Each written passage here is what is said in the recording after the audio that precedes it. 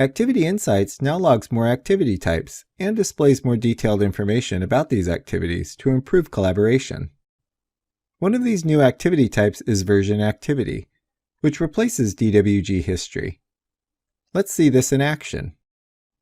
When a file is saved on a supported cloud storage provider, a new file version appears as a Version Activity on the Activity Insights palette.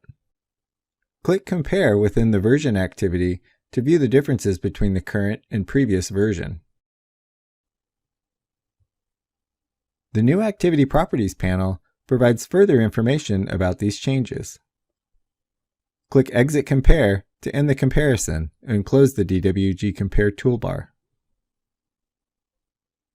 Activity Insights also logs purged activities in AutoCAD.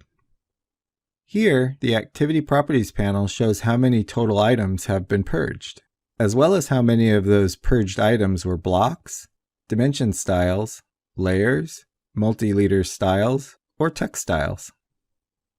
Additionally, you can view activities to your drawing without opening the file.